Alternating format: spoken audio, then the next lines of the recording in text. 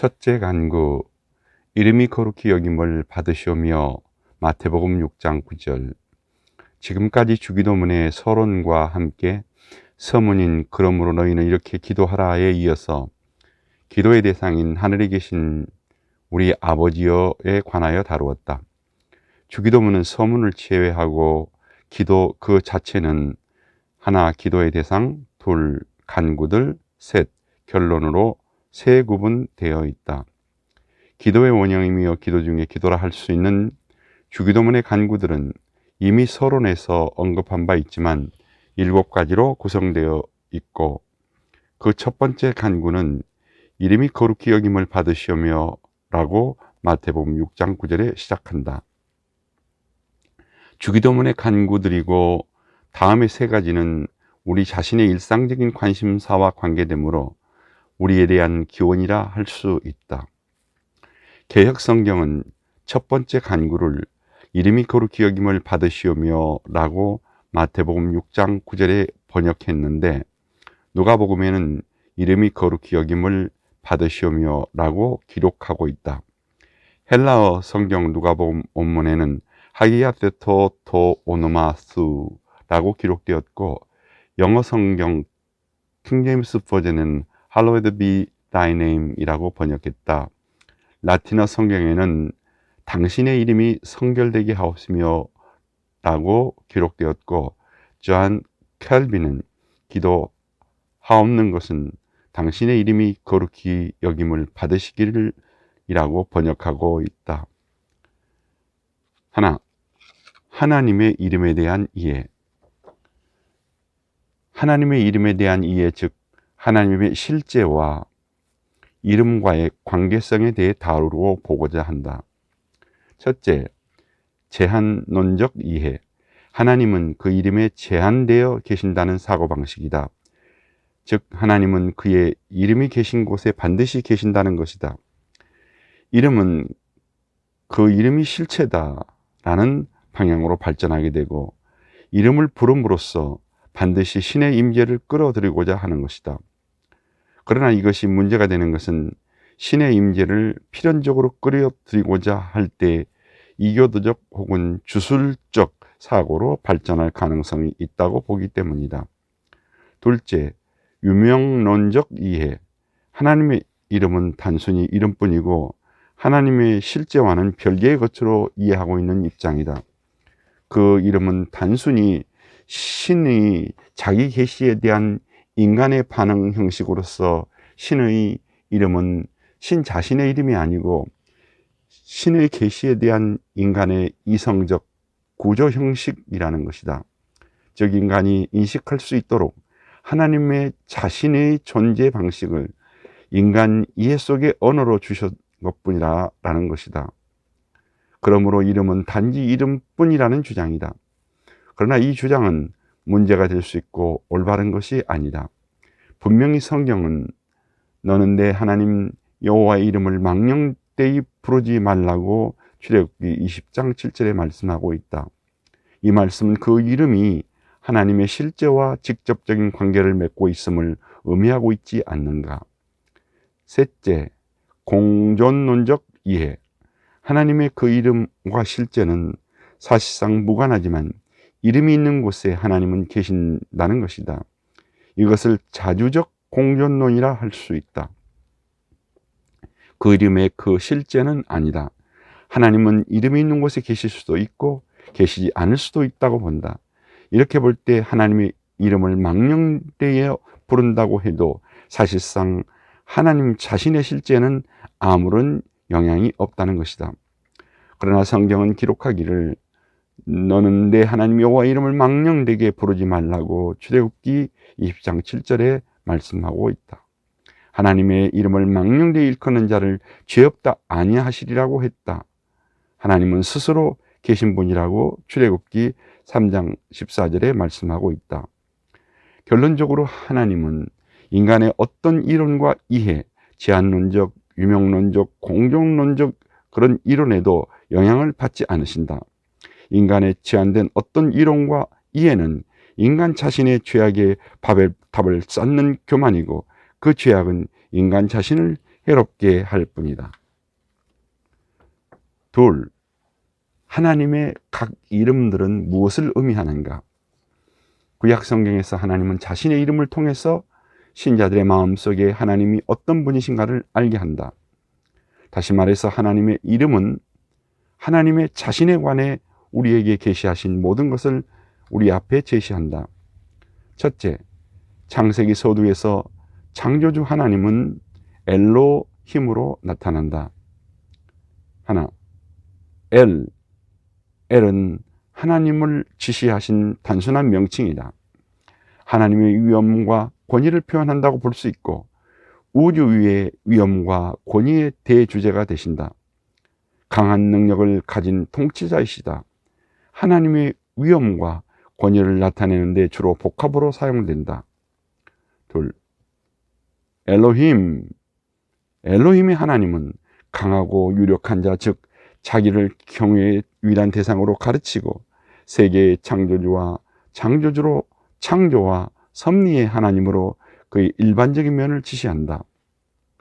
하나님이 자기 창조, 권능, 능력을 나타내실 때마다 엘로힘이라는 단어를 사용하셔서 창조의 하나님, 권능의 하나님, 능력의 하나님으로 불리워지게 하셨다.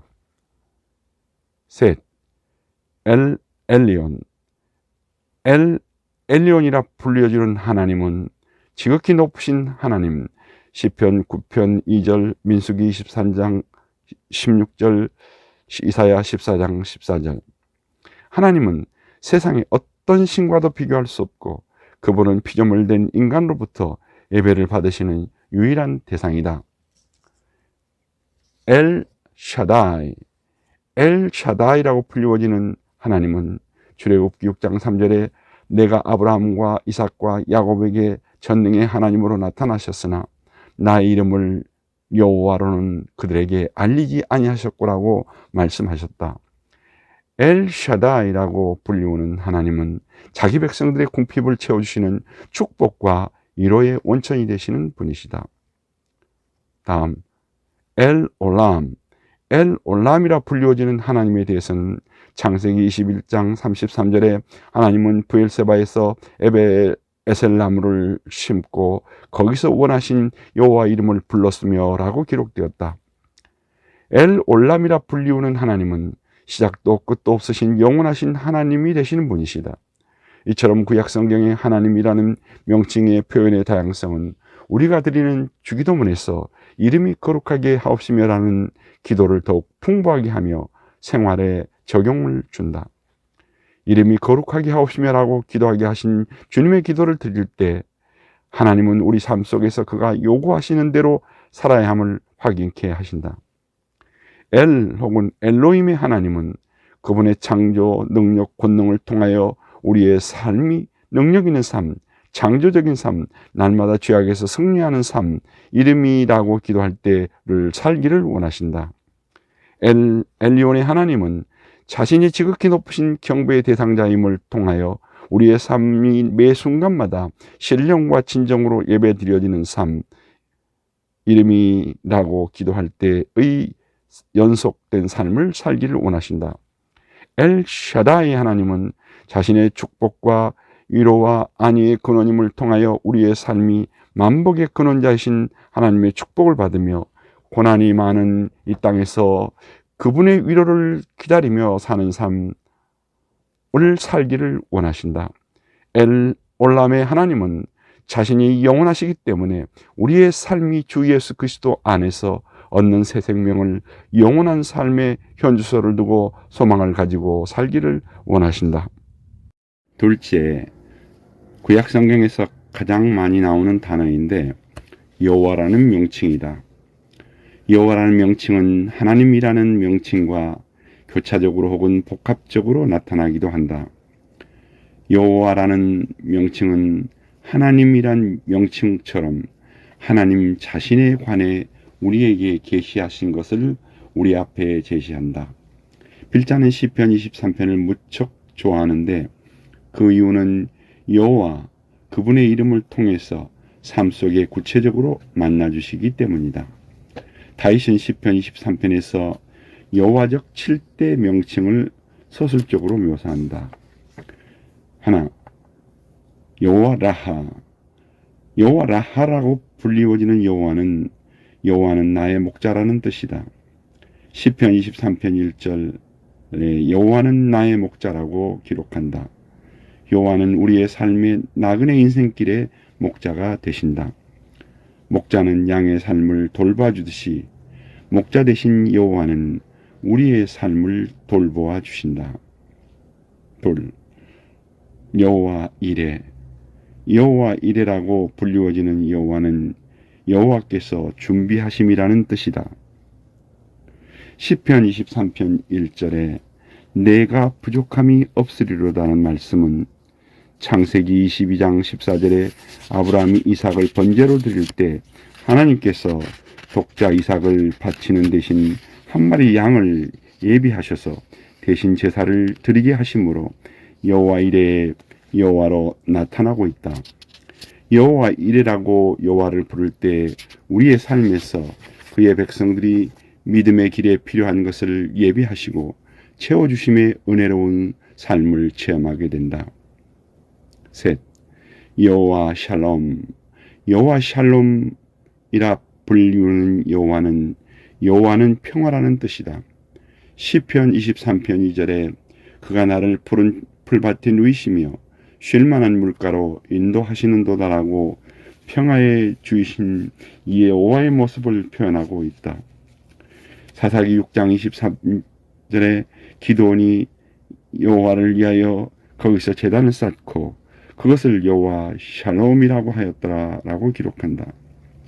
여호와 샬롬이라고 여호와를 부르면 우리의 삶에서 두려움과 근심과 걱정이 쌓이게 될 때 우리는 평강이 되시는 여호와로 인하여 삶의 평안을 영위할 수 있다.